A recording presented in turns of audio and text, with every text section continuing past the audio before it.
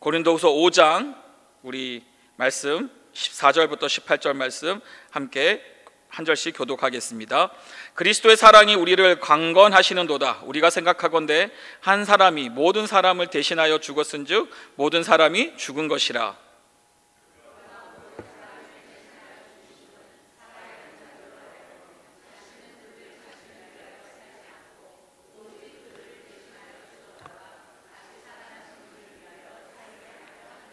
그러므로 우리가 이제부터는 어떤 사람도 육신을 따라 알지 아니하노라. 비록 우리가 그리스도도 육신을 따라 알았으나 이제부터는 그같이 알지 아니하노라.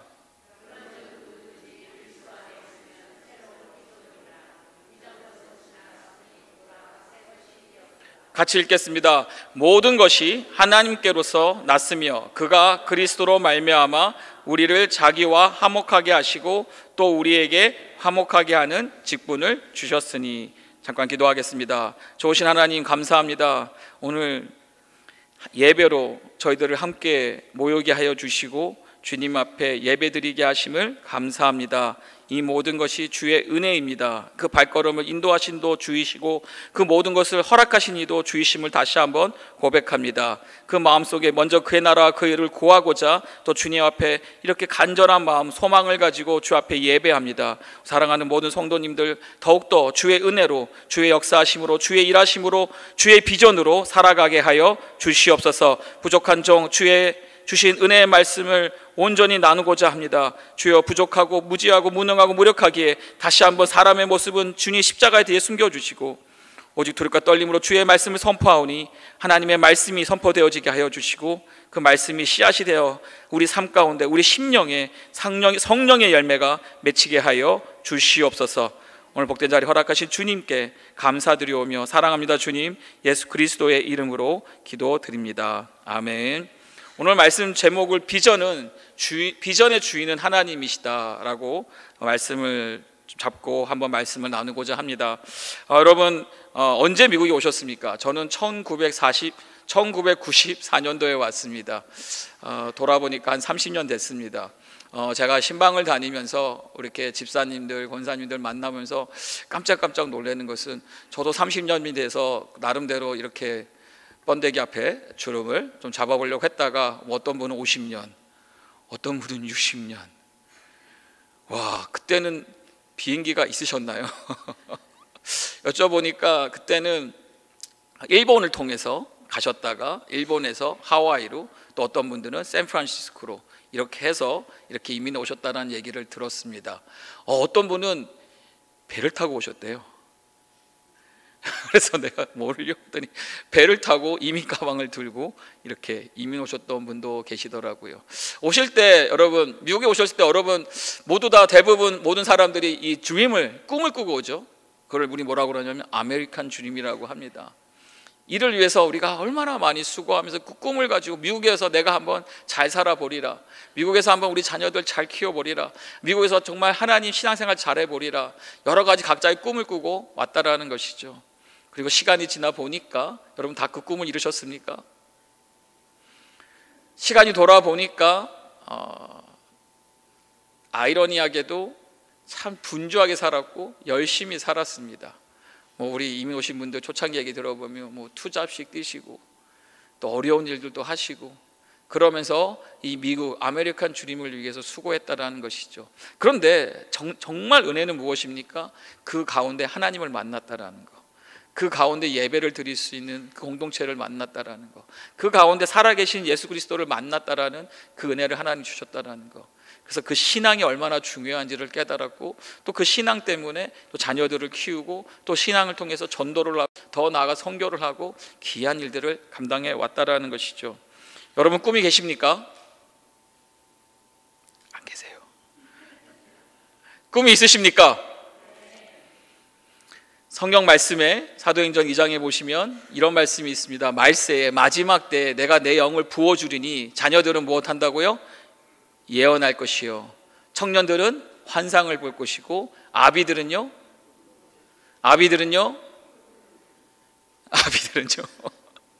꿈을 꾼다고 성경에 예언되어 있었고 그 실제 역사가 오순절 다락방이 성령이 임하심으로 지금도 지금도 성령의 역사로 그 일이 일어나는 줄 믿습니다. 중요한 것은 어렸을 때나 청년이 되었을 때나 더 나아가 나이가 많이 들었을 때나 우리는 끊임없이 무엇이 있다고요? 꿈이 있다라는 것이죠. 여러분 꿈이 있으십니까? 꿈이 반드시 있으시기를 주님의 이름으로 축복합니다. 목사님 제 나이가 이미 다 꿈은 다 지나갔고 이제는 무슨 꿈입니까? 있으셔야죠. 왜요? 성령이 여러분 안에 계시면 성령의 인도하심으로 꿈을 가져야 된다라는 것이죠. 그런데 중요한 것은 이 꿈이 나의 꿈이냐 아니면 성령님이 주시는 꿈이냐라는 것이죠. 참 우리는 저도 미국에 오면서 참 이 꿈을 가지고 왔습니다. 94년도에 뭐 큰 거 없었습니다. 그냥 잘해서 더 솔직히 말씀드리면요, 저는 미국에 오면서 꿈이 좌절되었습니다. 저는 고등학교 때 아버지 영향을 받아서 정치가가 되길 원했습니다. 최소 못해도 국회의원 정도는 하고 싶다. 뭐 더 높은 꿈은 갖고 있었지만 그냥 하나님 앞에 작은 것을 구하면 그거라도 하나님 들어주시지 않을까라는 마음을 가지고 열심히 그렇게 공부를 하면서 또 그러한 훈련을 받았습니다. 그런데 고등학교 1학년이 마치고 2학년 때 미국을 가자고 하시는 거예요, 부모님이. 그럼 저는 미국에 와서 뭐를 할 수 있을까? 미국에 와서 분명히 정치가의 꿈을 갖고 왔는데 미국의 첫 번째 수업 시간에 들어가서 선생님 앞에 선생님 화장실을 좀 가겠습니다라고 말하는 것조차가 부끄럽더라고요. 말을 해야 되는 사람이 이 영어가 안 되니까. 그래서 저는 그 꿈을 포기했습니다. 그래서 사실은 저는 미국에 오면서 꿈이 좌절되었습니다. 그런데 참 놀라운 거는 또 미국에 와서 학교 생활을 하며 신앙생활을 하니까 또 다른 꿈을 다시 꿀 수 있게 됐다라는 것이죠. 감사하게도 하나님께서 은혜를 주셔서 좋은 대학을 가고 대학에서 꿈을 가지면서 끊임없이 저의 꿈은 되게 조촐했습니다. 행복한 가정을 이루고 귀여운 자녀들을 잘 키우고 또 교회에서 신앙생활 열심히 하고 또 많은 사람들이 존경하는 장로가 되어서 우리 목사님도 서포트하고 우리 선교사님들도 서포트하고 또 필요한 곳에 부족한 곳에 하나님의 은혜가 필요한 하나님의 물질이 필요한 곳에 섬기면서 조촐한 꿈을 꾸었다라는 것이죠. 누구 꿈이었습니까? 알고 보니까 제 꿈이었습니다. 근데 나름대로 그 꿈에 비전을 붙입니다. 하나님이 주셨다고. 왜요? 하나님 영광을 위해서 쓰임 받겠다라고. 그런데 참 놀라운 것은요, 하나님께서는 여러분 한 사람에게 하나님의 꿈이 있다라는 겁니다. 아멘 안 하실 거예요? 하나님의 크신 계획이 있다라는 겁니다. 하나님이 여러분 한 분 한 분 향한 비전이 있다라는 겁니다. 언제 아멘 하실 겁니까? 중요한 것은 무엇입니까? 우리는 모르지만 때론 우리도 그걸 지각하지 못하지만 하나님의 성령의 모든 인물들을 보면 하나님은 한 사람에게 그 꿈과 그 비전을 준비하고 그리고 그것을 이루어 나아가신다라는 거예요. 중요한 것은 그것을 깨닫느냐, 그것을 소유하느냐, 그것을 알고 그 비전을 이루고자 내가 기도하며 쫓아가느냐, 아니면 내 야망을, 내 꿈을, 내가 원하는 것을 하고 쫓아가느냐는 것이죠. 세상을 보면 자기 꿈을 가지고 야망을 가지고 그것을 위해 수고하고 희생하고 헌신하는 사람들도 그 꿈을 이룹니다. 하지만 더 중요한 것은 무엇이냐? 하나님이 주신 꿈은, 하나님이 주신 비전은 구별되진다라는 거예요. 다르다라는 거예요. 열매가 다르다라는 겁니다. 그 목적이 다르다라는 겁니다. 그것이 만들어진 결과가 다르다라는 것이죠. 왜죠? 이 비전의 주인은 누구라고요? 하나님이시기 때문에. 내가 아니라 하나님이시기 때문에, 하나님이 주신 것이기 때문에 하나님 영광을 위하여서 하나님이 하나님 되심을 드러내기 위해서 하나님이 하셨다라는 것이죠. 오늘 고린도후서 5장 14절 15절 본문 말씀 다시 한번 봅니다. 14절입니다. 그리스도의 사랑이 우리를 강건하시는도다. 무엇입니까? 예수의 사랑이 우리를 지배한다라는 겁니다. 우리를 강건한다라는 겁니다. 그러면서 우리가 생각하건대 한 사람이 모든 사람을 대신하여 죽었은즉, 누구죠? 바로 예수 그리스도시죠. 그가 모든 사람을 대신하여 죽었은즉 모든 사람이 죽은 것이라. 그러면서 말합니다. 그가 모든 사람을 대신하여 죽으심은 그가 십자가에 돌아가셔 죽으심은 살아있는 자들로, 누구요 여러분? 살아있는 자들로, 죽어있는 자들 아닙니다. 저와 여러분 살아있는 자들, 우리를 위하여 뭐라고 말씀하십니까? 살아있는 자들로 하여금 다시는 저들이, 예수님이 죽으신 목적이 다시는 그들 자신을 위하여 살지 않고, 성경은 우리에게 뭘 말하고 있죠? 사도 바울은 무엇을 권면하고 있습니까? 우리 스스로 우리를 위하여 살지 말고 우리의 필요한 것을, 우리의 생존, 서바이벌을 위해서 살지 말고 뭐라고 말하고 있죠? 오직 그들을 대신하여 죽었다가 다시 살아나신 누구를요? 예수 그리스도를 위하여 살게 하려 함이라. 무슨 말씀인가요? 그리스도의 죽음은, 결국 그리스도의 십자가에 돌아가신가 부활하심은 바로 그 예수 그리스도를 위하여 이제 살도록 우리를 새롭게 부르셨다는 사실입니다. 그 비전인 것이죠. 그 목적을 가지고 우리가 이 땅에 살기를 원하신다는 것이죠. 여러분, 비전이란 무엇입니까? 하나님의 계시입니다. 하나님의 목적입니다. 나의 단순한 나의 꿈이 아니라 단순한 미래에 대한 계획이나 꿈을 넘어서 나를 대신하여 죽었다가 다시 사신 그 주님의 뜻을 이루고 주님의 계획이 실현되는 방향을 말하고 있습니다. 그렇기 때문에 오늘 제목은 비전의 주인은 누구시라고요? 하나님이 되신다라는 것이죠. 여러분, 성경에 꿈하면 어떤 인물이 제일 먼저 떠오릅니까? 바로 요셉이란 인물입니다. 요셉하면 꿈의 사람이었죠. 요셉은 어릴 때부터 하나님께 큰 꿈을 받았습니다. 얼마나 큰 꿈이었습니까? 형들의 곡식단이 자기가 만든 단에 절을 하더라고요. 그리고 더 나아가서 해와 달과 별들이 자기에게 절하는 꿈을 꾸었습니다. 그 요셉이 무슨 실수를 했습니까?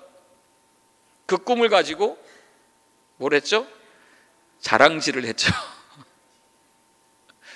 그 꿈을 가지고 형들한테 가서, 와, 내가 꿈을 꿨는데 형들이 이 해와 달과 별들이 나에게 절을 했다. 또 형들이 어떻게 합니까? 그 꿈이, 그 비전이 형제들과의 갈등을 불러일으키죠. 창세기 37장 8절에 현대인 성경의 말씀을 좀 보았습니다. 형들이 그에게 말합니다. 너가 우리의 왕이 될 작정이냐? 너가 정말 우리를 지배하겠느냐? 하면서 조소하며 그 꿈 이야기 때문에 그를 어떻게 했다고요? 미워하였다. 더욱 미워하였다. 안 그래도 미워 죽겠는데, 안 그래도 아버지의 사랑을 다 독차지하고 있어서 시기질투 가운데 미워하고 있는데 이런 꿈까지 얘기를 하면, 참 요셉은 그 당시 참 어렸습니다. 그런데 하나님 그 어린 요셉에게 무엇을 주셨죠? 꿈을 주셨다라는 것이죠. 그리고 그 비전을, 그 꿈을 감당할 준비가 되지 않았기 때문에 또 이렇게 자랑을 통해서 이런 마찰을 일으켰습니다. 하지만 결국은 요셉은 어떻게 됩니까? 형들에게 버림을 받고 노예로 팔려가고 억울한 누명을 써서 감옥까지 떨어지게 됐다라는 것이죠. 세상 기준을 보면 요셉은 어떤 삶을 살고 있습니까? 실패한 인생을 살고 있죠. 실패의 연속이었죠. 잘 되는 것이 없었습니다. 근데 참 신기하게도 요셉의 말씀을 보면 그의 삶은 뭐했다? 형통하였다라고 성경은 계속해서 강조하고 있습니다. 그 이유가 무엇이죠? 바로 하나님의 시선으로 보면, 하나님의 비전을 가진 사람으로 보면 그 모든 과정은 이 비전을 완성을 위한 하나님의 과정과 섭리였다라는 사실이죠. 결국 요셉은 어떻게 됩니까? 애굽의 총리가 되죠. 그냥 총리가 됩니까, 여러분? 요셉 한 사람으로 인하여 그 당시에 전 세계의 이 가뭄으로 인하여 수많은 사람들이 죽을 수밖에 없는 상황에서 이 요셉 한 사람으로 인해 수백만 명을 살리는, 수백만 명에게 생명을 연단할 수 있는, 줄 수 있는, 더 나아가 자기의 가족들과 이스라엘에 있는 이스라엘의 모든 민족들을 살리는데 주님께서 요셉을 사용하셨다라는 것이죠. 그래서 그렇게 요셉이 그러한 총리가 되어서 형제들을 만났을 때 이렇게 고백합니다. 창세기 45장 5절 8절입니다. 성님들이 나를 이곳에 팔았다고 근심하거나 한탄하지 마십시오. 여러분 같으면 어떻게 하시겠어요? 형님들이 왔습니다. 자기 형제들이 왔습니다. 여러분 어떻게 하시겠어요? 잘 왔다. 기억하냐? 나를 구덩이에 집어넣고 나를 죽이게 했다고 했던 그 상처가 얼마나 대단했겠어요. 그리고 지금 앞에 왔으니까 이제 복수의 칼날을 갈아야 되는데 요셉은 뭐라고 하나요? 뭐라고 하고 있습니까? 오히려 형들한테 걱정하지 말라고 합니다. 염려하지 말라고 합니다. 근심하지 말라고 합니다. 왜 그러죠? 바로 다음 절에 나오는 말씀입니다. 하나님께서 누구를요? 우리 가족을, 내 형제들을, 내 가족들을 구하시려고 나를 형님보다 먼저 이곳에 보내셨습니다. 야, 어떻게 이런 고백을 합니까? 요셉이 지금 어떻게 변화가 있었습니까? 이 과정 속에서 그는 이 모든 것이 하나님께서 하셨다라고 고백하는 것이죠. 무엇이요? 형들이 자신을 노예로 판 것조차도 하나님이 하셨다라고 말하는 겁니다. 8절에 그러면서 더 말합니다. 그러므로 뭡니까? 나를 이곳에 보내신 분은 형님들이 아니라 누구라고요? 하나님이십니다. 하나님이 나를 바로의 고문관으로 삼으시고 또 그의 모든 권한을 나에게 맡겨 온 이집트를 다스리는 총리가 되게 하셨습니다. 여러분, 솔직히 물어보겠습니다. 하나님이 요셉을 바로의 고문관으로 삼았습니까? 바로가 요셉을 자신의 고문관으로 삼았습니까? 실제는 여러분 누가 한 거예요? 바로가 요셉에게 그 나라의 국고를 맡기는 키를 준 거죠. 근데 요셉은 그걸 누가 했다고 말해요? 하나님이 하셨다고 말하죠. 요셉은요, 이 모든 꿈을 통해서, 꿈 그 과정 속에서 하나님이 주시는 훈련을, 하나님을 두려워하고 하나님을 경외하는 사람으로 이끌어 가시면서 결국은 바로가 요셉에게 그 권한을 줬지만 요셉은 알았다라는 것이죠. 무엇을요? 그것이 하나님께서 하셨다라는 사실을. 그리고 자신이 지금 이 애굽의 총리가 된 것도 결국 가족들을 다 구하시려고 하나님이 먼저 보내셨다라는 사실을요. 그러니까 요셉은 그가 붙들고 있었던 것은 단순한 꿈이 아니라 하나님께서 친히 주신 비전이었다는 것을, 그리고 그 비전은 단지 요셉의 개인의 성공이 아니라 자신의 어떤 야망을 이루는 것이 아니라 바로 하나님께서 누구부터요? 아브라함 때부터 주셨던 그 언약을 이루는 한 퍼즐의 조각이었다는 것을 알았다라는 것이죠. 무엇입니까? 훗날 유다의 후손으로 오실 메시아 예수 그리스도의 그 계보를 보호하는 일에 누굴 쓰셨습니까? 요셉을 통하여서 그 역할을 감당하게 했다라는 것입니다. 자, 여러분 보십시오. 우리는 하나님의 알파와 오메가 되신 하나님의 큰 계획 속에, 비전 속에 저와 여러분 한 사람 한 사람 그 퍼즐을 담당하고 있습니다. 제가 이전에 알메니아 선교를 갔을 때 알메니아에서 청년들을 하나님 많이 만나게 하셨습니다. 그 청년들하고 교제를 하는데 이 청년들이 참 꿈이 많은 거예요. 어느 날 이 청년들하고 교제를 끝나고 나서 하나님 앞에 기도하면서 그 다음 날을 준비하는데 놀라운 사실 하나를 깨달았습니다.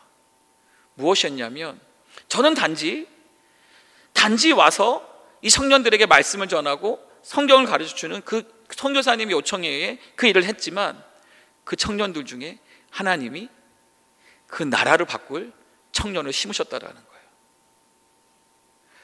감동이 좀 없으시네요. 저는 몰랐습니다. 그냥 저는 학생들에게 말씀을 가르쳐주고 성경을 풀어주고 그들에게 도움을 주고자 왔는데, 알고 보니까 그 친구들 중에 하나님이 예비하신 요셉이 있다라는 거예요. 우리는 모릅니다. 하나님의 비전은 마치 우리가 이것을 해야 되고 저것을 해야 되고 이 큰 것을 해야지라고 하지만, 우리는 하나님이 맡겨주신 일을 충성되게 가다 보니까 그 일이 어떤 일이 일어난 거예요? 바로 이스라엘 자신의 가족들을 구원하는 하나님의 섭리가 있었고, 더 나아가서 이스라엘뿐만 아니라 전 세계가 가뭄으로 인하여, 기아로 인하여 고통받고 있을 때에 그 모두를 살리는데 요셉을 사용하셨다라는 거죠. 요셉이 이 사실을 알았을까요?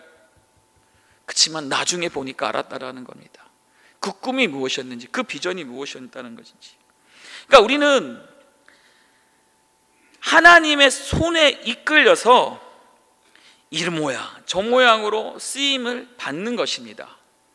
그런데 그 쓰임이 어떤 열매를 맺고 어떤 결과를 이루을 것이냐? 그거는 하나님 앞에 붙들린 사람은 반드시 그 열매를 볼 것이고, 그 열매는 반드시 이루어진다라는 것이죠. 때로는 우리가 살아있을 때 그 은혜를 누리지만, 또 누군가는 우리 죽음 이후에 그 하나님의 비전이 이루어질 수 있다라는 것이죠.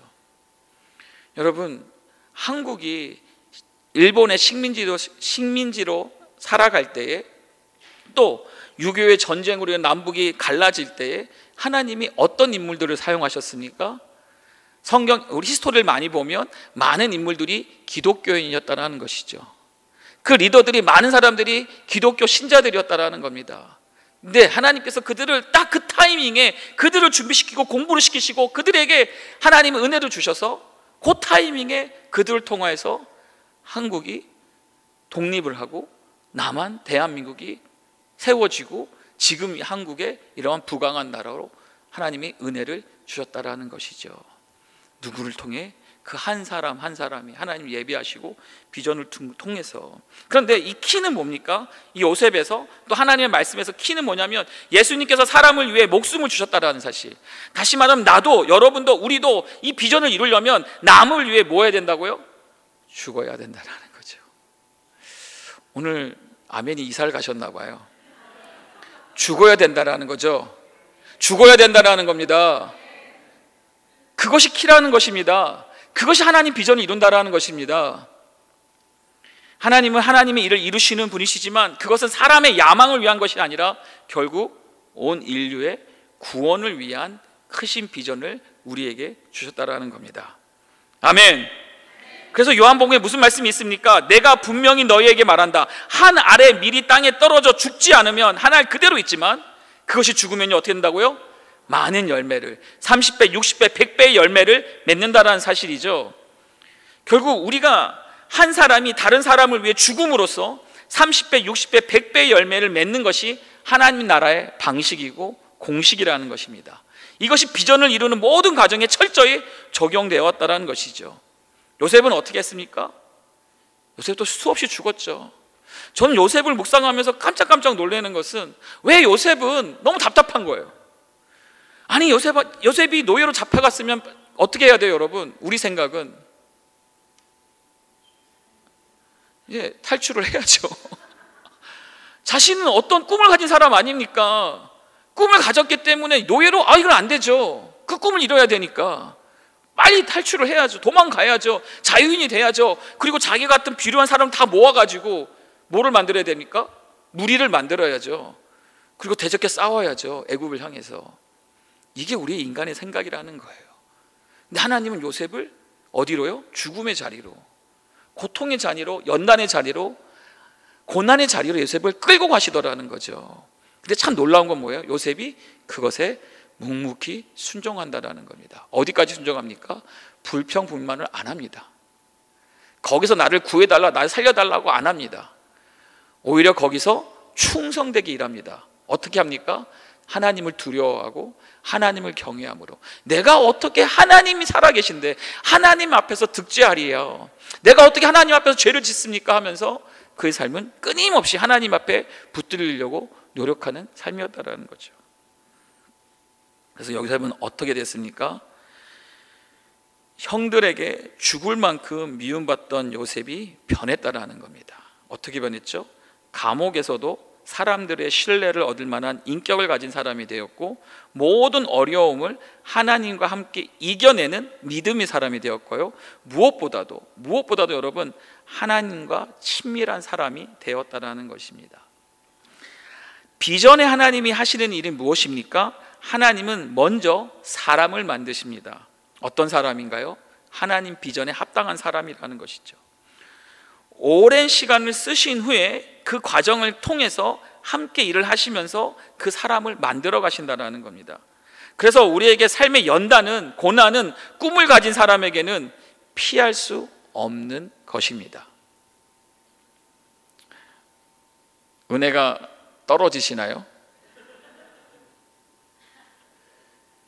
참 말씀을 보면서 여러분, 요셉뿐만 아니라 여러분 보십시오. 다윗도 어떤 삶을 살았습니까? 우리가 잘 알다시피 다윗도 철저히 사울 왕의 칼날에 도망 다니면서 광야를 전전하였습니다. 그를 통해 다윗은 어떤 훈련을 받았습니까? 왕의 자격이 아닌 목자의 마음을 다윗은 배웠습니다. 우리가 잘 아는 모세도 광야에서 몇 년 동안요? 40년 동안을 지내면서 그 왕자로서 그 모든 자존심을 내려놓고 철저히 하나님 앞에 무너지는 법을 배웠습니다. 우리가 잘 아는 선지자 엘리야 또한 로뎀 나무 안에서 하나님께 죽기를 구할 만큼 절망해서 있습니다. 하지만 그는 그곳에서 하나님의 세미한 음성을 들었죠. 우리가 잘 아는 세례 요한 또한 광야에서 그 훈련을 통해서 예수님이 오신 길을 예배했다라는 거죠. 우리가 더 잘 아는 예수님조차도 어디에서 여러분? 광야에서 40일 동안 금식할 때 광야에 이끌려서 사탄에게 시험을 받았다라는 것이죠. 성경은 정확하게 성령이 이끌려서 광야에서 시험을 받았다라는 것입니다. 무엇입니까, 여러분? 하나님은 끊임없이 하나님의 사람을 만들어가는 과정 가운데 무엇을 주십니까? 이 사탄 마귀의 이 유혹의 이 고난의 이 연단을 통하여서 하나님이 쓰실 수 있는 사람을 만드신다는 거예요. 예수님이 40일 금식 후에 광야에서 첫 번째 받은 공격이 무엇이었습니까? 바로 네가 하나님의 아들이라면 돌을 떡으로 변하게 해라고 사탄의 유혹의 시험이 있었습니다. 예수님이 어떻게 말씀하시죠? 사람이 무엇이요? 떡으로만 살 것이 아니라 무엇으로 살아야 한다고 말씀하십니까? 하나님의 모든 말씀으로 살아야 한다. 그럼 말씀을 보니까 그때나 지금이나 이 사탄 마귀의 원수는요, 끊임없이 말씀으로 살지 말고 뭘로 살라고요? 떡으로 살라고 우리를 유혹합니다. 아메리칸 드림의 문제가 무엇입니까? 이것이 왜 하나님의 가스 비전, 가스 드림이 아닙니까? 우리에게 자꾸 떡을 구할 것을 말하는 것이죠. 원수는 사탄 마귀는 집요하게 이 먹고 사는 문제로 우리를 공격합니다. 하나님을 의지하지 말고 무엇을 의지하라고요? 돈으로 살라고 우리를 공격하죠. 그러니까 우리는 하나님의 끊임없는 이 연단 속에서 하나님만을 의존해 살 것인가, 아니면 돈이나 그 외의 것들을 의존하면서 살 것인가의 전쟁이라는 겁니다. 하나님은요 40년 동안 광야에서 이스라엘 백성들에게 무슨 훈련을 시키셨습니까? 바로 하나님만을 전적으로 의존하는 것에 대해 가르치시고 또 훈련을 하셨다라는 겁니다. 신명기 8장 2절에 3절 말씀입니다. 여러분이 하나님 여호와께서 지난 40년 동안 광야에서 어떻게 여러분을 인도하셨는지 한번 생각해 보십시오. 여호와께서는 여러분이 실제로 그 명령에 순종할 것인지 아닌지 여러분의 마음을 알아보려고 많은 어려움을 통해 여러분을 시험하셨습니다. 여호와께서 여러분을 낮추시고 굶주리게 하시며 여러분과 여러분의 조상들이 전에 먹어보지 못한 무엇이요? 만나를 주어 먹게 하신 것은 사람이 무엇이요? 빵으로만, 떡으로만 살 것이 아니라 하나님의 모든 말씀으로 살아야 한다는 것을 여러분에게 무엇하기 위해서요? 가르치기 위해서였다라는 것이죠. 그래서 하나님은 끊임없이 요셉을, 또 예수 그리스도를, 다윗을, 하나님의 사람들을 어디로 보내십니까? 광야로 보내신다는 거예요.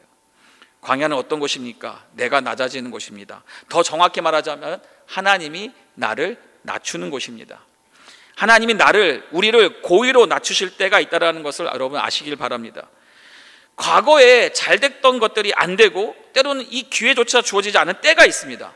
어떨 땐 하나님조차 나를 잊어버린 거 아닌가? 하나님이 계신 거 맞나라고 질문할 때가 있습니다. 여러분 그거 아시나요? 그때가 하나님이 가장 가까이 여러분 옆에 계신 시간이라는 것을요. 여러분 우리는 광야가 없기를 원합니다. 근데 여러분 광야가 없다는 것은요 우리 삶에 하나님의 개입이 없다는 것과도 같습니다. 광야는 철저한 하나님의 훈련에 통해 비전을 준비시키는 곳이라는 것이죠. 광야는 실패의 장소가 아니라 하나님의 사명이 싹트는 훈련의 장이라는 겁니다. 무엇입니까? 눈물과 고통의 땅처럼 보이지만 하나님은 그곳에서 우리의 아이덴티티, 정체성과 이 소명, 부르심을 다듬는 공간이라는 것이죠. 광야는 철저히 우리를 비우는 장소가 되고 누구를 채우는 겁니까? 하나님을 채우는 장소가 된다는 것이죠.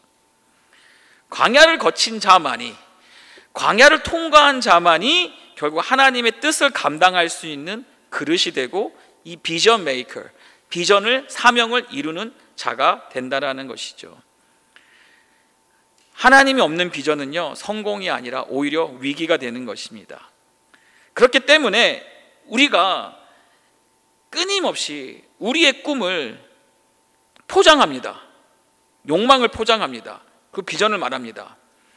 그렇지만 정말 진정으로 하나님의 비전을 이루시기 원한다면 우리는 변화가 되어야 된다는 겁니다. 무엇입니까? 먼저 하나님 비전에 합당한 사람이 되어야 된다는 것이죠. 이게 하루아침에 되는 변화가 아닙니다. 아까 우리 할렐루야 성가대가 찬양했죠. 성령의 열매를 맺게 하소서. 무엇입니까? 끊임없이 성령님의 인도하심에 날마다 순종하고 순종할 때에 그 비전을 합당한 사람이 되어진다라는 것이죠. 예수님의 성품이 나의 인격이 되어야 합니다. 겉으로 그렇듯한 말을 해도 우리의 인격의 진짜 핵심은 한 가지죠. 뭡니까? 나는 내 욕망을, 내 욕심을, 내 탐심을 통제할 수 있는 사람인가? 진짜 인격은요, 말이 아니라 태도에서 드러나게 되어 있습니다. 권력 앞에서, 성공이란 유혹 앞에서, 돈에 대한 태도 앞에서, 세상의 온갖 가치관 앞에서 세상과 구별된 삶의 방식을 몸에 익혀 있는 사람이냐라는 거죠. 그가 바로 비전을 맡을 수 있는 사람이라는 겁니다.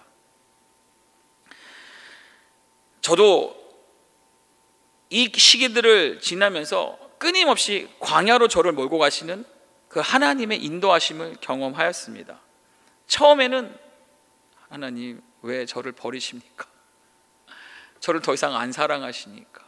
왜 저를 안 쓰십니까? 왜 저를 힘들게 하십니까? 끊임없는 하나님 향한 질문이었습니다. 그런데 하나님은 끊임없이 또한 질문하십니다.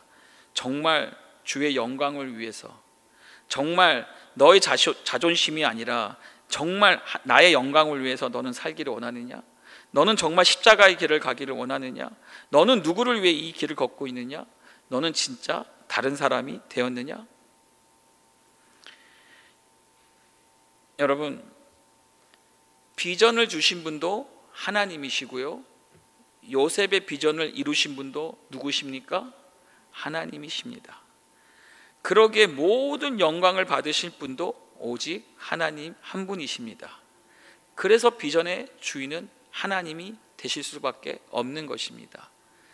그렇기 때문에 우리는 하나님의 비전을 이루고자 한다면 정작 우리가 끊임없이 우리에게 주어지는 이 나를 무너뜨리는 데서 이 비전이 시작된다는 것을 우리는 다시 한번 깨달아야 된다는 것이죠. 오늘 다시 한번 고린도후서 말씀을 돌아가면 결국 나의 인생은 누구의 것입니까? 더 이상 내 것이 아니다라는 것입니다. 우리는 어떻게 해야 된다고요? 죽어야 한다라는 것이죠. 예수님께서 핏값으로 사신 인생이라는 것입니다. 그것이 바로 저와 여러분들의 라이프, 인생이라는 것입니다. 내 직장도, 내 가정도, 나의 사역도 다 누구의 것입니까? 모두 다 하나님의 것입니다. 그래서 제가 말을 틀렸죠. 내 직장이 아니라 누구 직장이요? 하나님 직장, 하나님 주신 가정, 하나님이 주신 사역이라고 우리는 계속해서 하나님의 것이라고 인정을 해야 된다는 것이죠. 소유권이 여러분 하나님께 있다는 사실을 인정할 때 결국 주인 대신 우리 하나님께서 우리의 삶에서 무엇을 거둬가십니까? 긴장을 거둬가십니다. 염려를 거둬가십니다. 근심을 거둬가십니다. 누구에게 맡길 때요? 여호와께 맡길 때에. 잠언서에 우리가 읽은 말씀이 무엇입니까? 그가 너의 경영을 이루리라. 주님께 맡길 때에 우리의 긴장을 거둬가시고 참된 진정한 무엇을 주십니까? 평안과 확신을 주신다라는 것이죠. 여러분, 요셉은 꿈의 사람이었지만 그에게는 광야 같은 세월을 보내야만 했습니다. 무엇이었죠? 구덩이에서, 또 노예로, 또 감옥에서. 하지만 그는 결코 이 비전을 붙잡고 막 한탄하면서 내 세월이 이럴까, 왜 이렇게 살고 있나라고 한탄하며 세월을 보낸 것이 아니라는 것이죠. 그는 무엇을 했습니까? 하나님을 두려워하였고 그분만을 경외했고 자기 인생의 모든 주도권을 오직 하나님께 맡겼다라는 것이죠. 그리고 그가 고백한 것이 무엇입니까? 형님들이 나를 이곳에 보낸 것이 아니라 누가요? 하나님이 나를 먼저 보내셨다. 결국 요셉은 비전을 붙들고 있는 사람이 아니라 하나님 비전에 합당한 사람으로 다듬으신 대로 순종했던 사람이었다라는 것입니다. 저는 오늘 우리 교회가, 우리 성도가, 우리 함께 신앙생활하는 공동체, 우리 모든 우리 신앙인들이 계속 끊임 앞에 물어봐야 된다는 거예요. 무엇인가? 여러분 비전이 있습니까? 꿈을 꾸고 있습니까? 반드시 꾸셔야 됩니다. 반드시 비전이 있으셔야 합니다. 이는 무엇입니까? 목적, 표대를 향해 달려가는 삶의 인생이라는 것이죠. 반대로 비전이 없고 꿈이 없는 사람은 어디로 갑니까? 표류하는 겁니다. 방황하는 겁니다. 방향을 모르는 것입니다. 여러분, 요셉의 인생을 보면 마치 표류한 것처럼 보이지만 아니었다라는 것이죠. 무엇이었습니까? 주어진 곳에서 하나님을 경외하고 하나님을 두려워하며 하나님을 쫓아서 가다 보니 그 인생이 표류했던 인생이 아니라 하나님 주신 형통함을 누리고 하나님이 예배하신 비전과 꿈을 이룰 수 있는 복된 삶을 살았다라는 것이죠. 다시 한번 말씀 봅니다. 사도행전 2장 17절입니다. 말세에 내가 내 영을 모든 육체에 부어 주리니. 무엇입니까? 말세에, 마지막 때에 주님께서 주님의 영을, 성령을 모든 육체에 부어 주신다고 약속하셨습니다. 여러분 다 성령 받으셨습니까? 여러분 다 성령을 받으셨습니까? 그랬을 때에 너희의 자녀들은 예언할 것이요 너희의 젊은이들은 환상을 보고 너희의 늙은이들은 꿈을 꾸리라 라고 주님께서 약속하셨습니다. 저는 우리 교회가 이 꿈을 꾸고 가기를 원합니다. 이 비전을 갖고 가기를 원합니다. 무슨 비전입니까, 여러분? 무엇입니까?